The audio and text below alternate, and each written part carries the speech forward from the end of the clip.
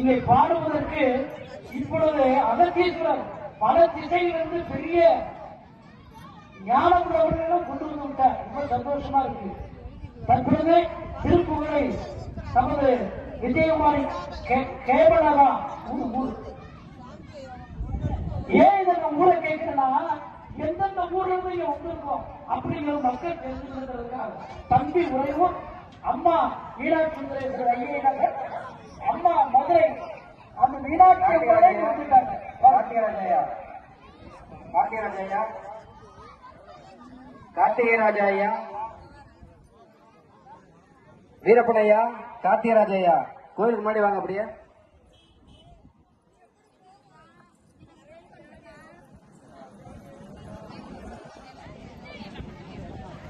Vetrivel